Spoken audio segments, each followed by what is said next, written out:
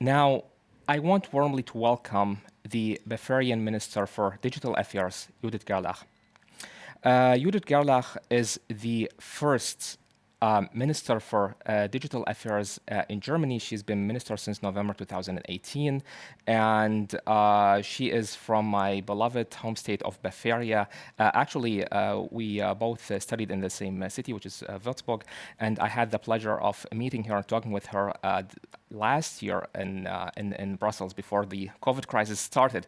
So it's great to see you again, Minister, and we are very, very happy to have you here to tell us something about the digitization efforts of our beloved home state of Bavaria and what you're doing at the ministry. Thanks for having me.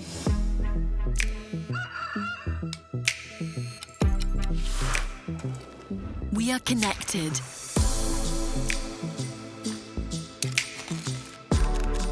We are shaping the future of mobility. We are building networks.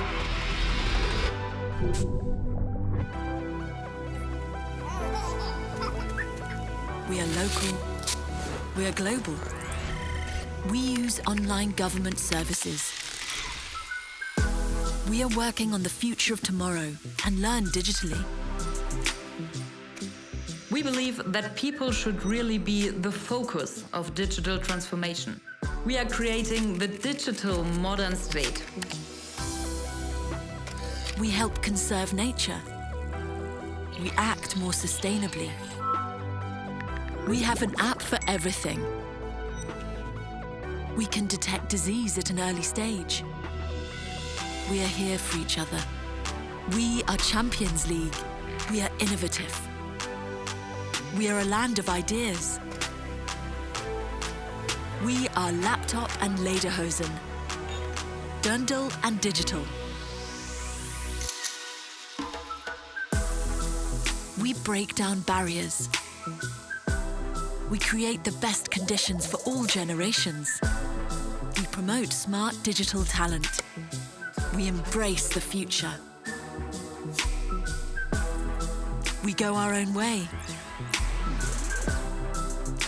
We connect worlds.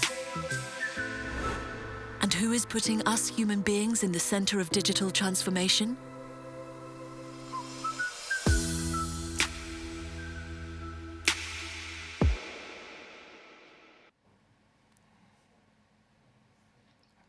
So, hi everybody.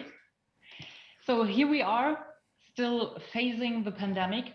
Therefore, large parts of our social interaction are still shifted to the digital world.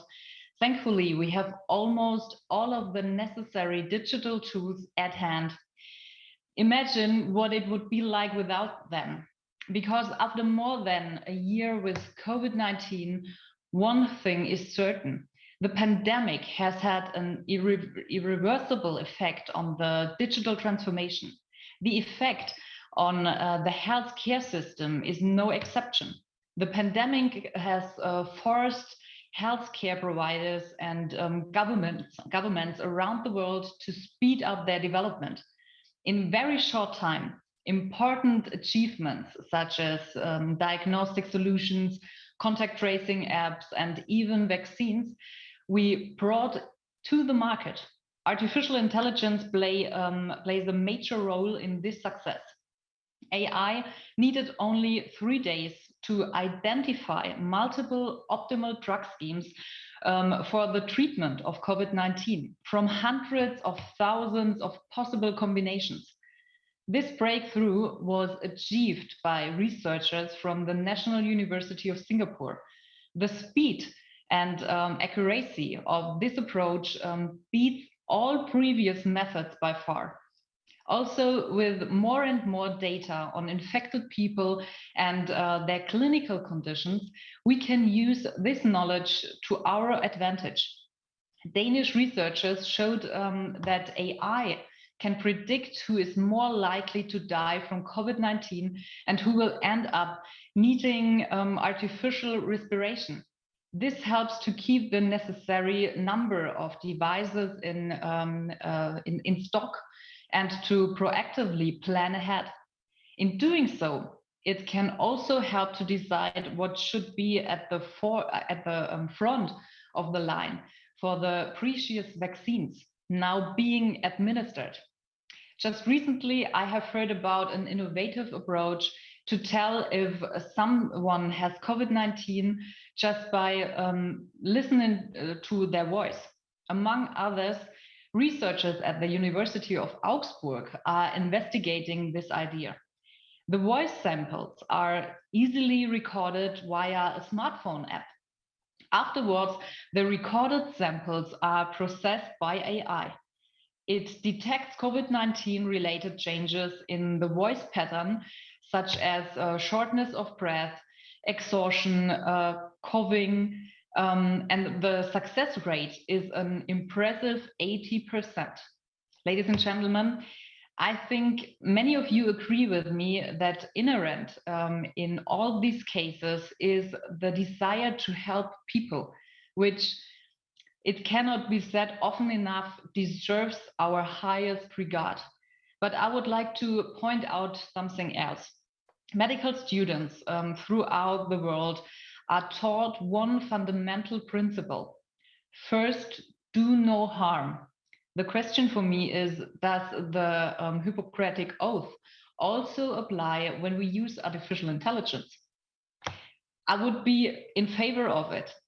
Because for me, what always counts is that technology helps us humans. Yet, especially in the health sector, it's easy to see that this is often not a question of black and white.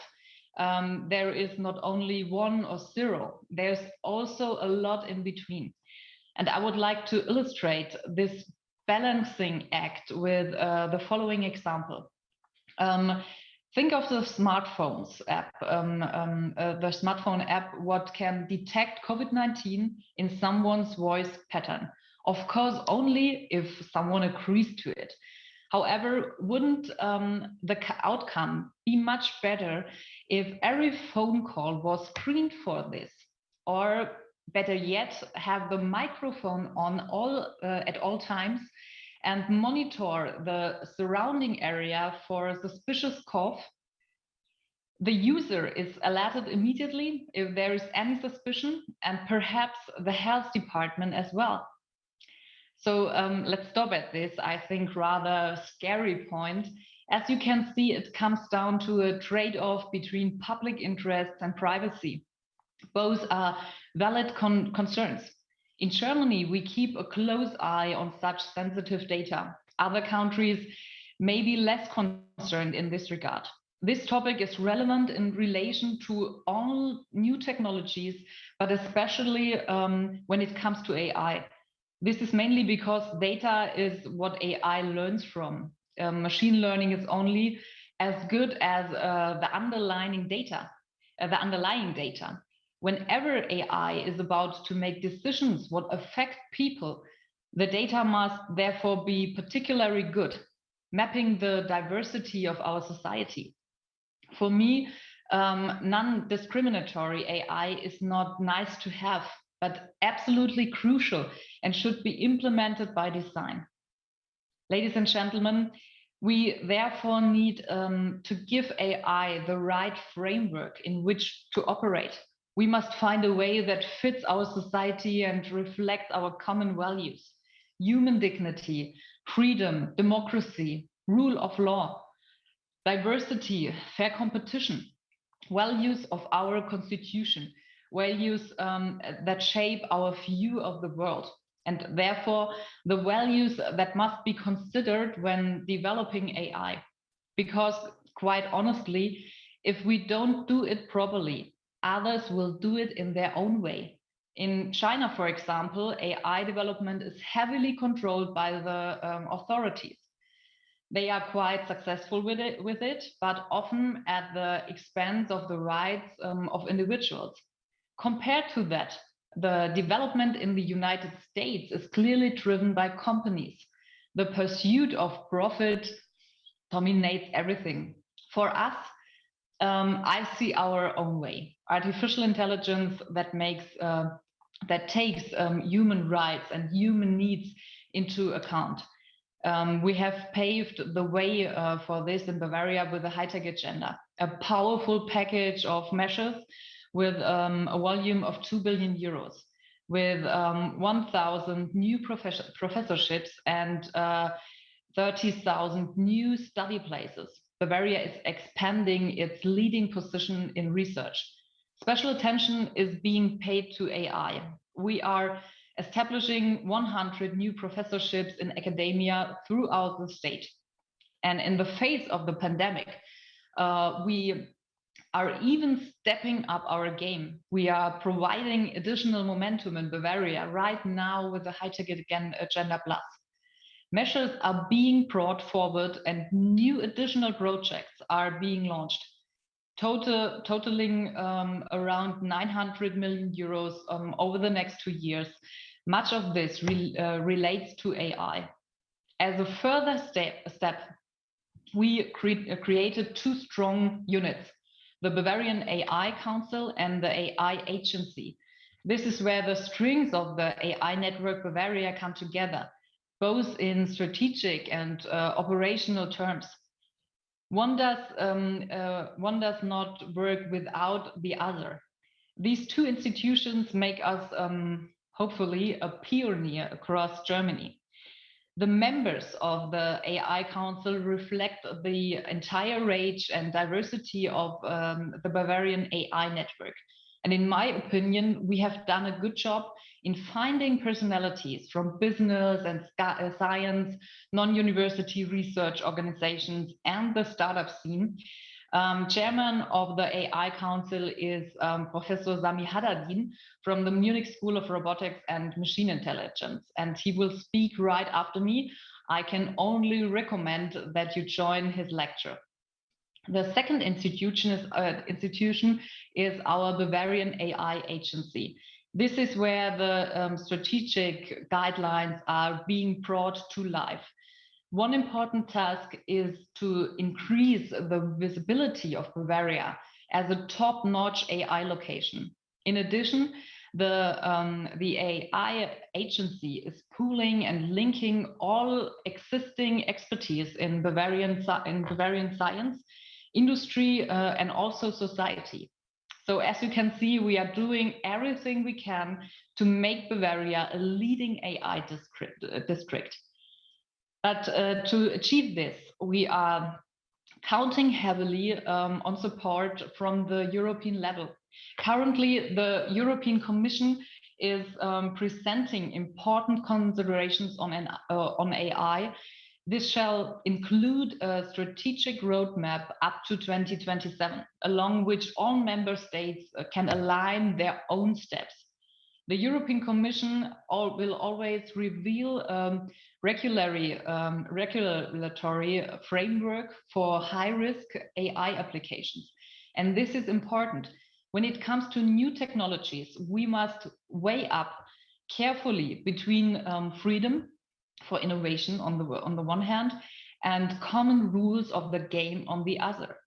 I am hopeful that this regulation for a European approach to AI will take us a major step forward in preserving our technological independence. In this way, we can keep our values strong even in the digital world. And why shouldn't this even become our unique selling point? Where else, if not in Europe, should AI be created that protects people, fundamental rights and privacy and excludes discrimination? This is not an easy topic, but it is all the more important. On behalf of the Bavarian government, we will work hard on a good solution that fulfills our European claims. Ladies and gentlemen, I have really high hopes that AI can have a positive impact on our world, on us humans, but also on the environment. The previous speakers have already pointed out how AI can contribute to a more sustainable future, how AI can protect our environment, and I can only agree. And besides, I'm convinced that by doing so, we will create not only ecological, but also economic advantages. AI is a good match for creating economic value and for building up sustainability at the same time. The application of AI, for example, in industrial production, can help us to do just that, bring the two together. The crucial point for me is how do we get AI into application in small and in medium-sized enterprises. This was also the central outcome of a meeting with all 16 state representatives for digital affairs in Germany, which took place last fall under the Bavarian chairmanship. After our discussion, we sent a resolution to our Chancellor Angela Merkel. We want to see more effort of the federal government to support the transfer of AI technology from academia to our small and medium-sized enterprises. In Bavaria, we want to get started here as quickly as possible. But to achieve this, we are working hand in hand with Applied AI. Applied AI is Germany's largest initiative for the application of AI technology. It is part of Unternehmertum, the well-known leading center for innovation and startups based in Munich. And the goal is to help companies build up knowledge and skills for its purpose. We need a mix of different actions that we are considering.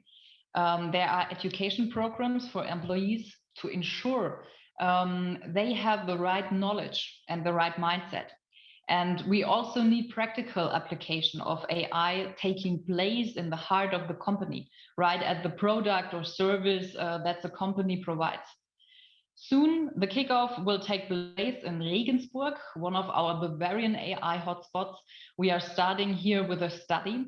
And if it proves to be a success, we want to scale up our efforts throughout Bavaria. Ladies and gentlemen, AI is not a fluke.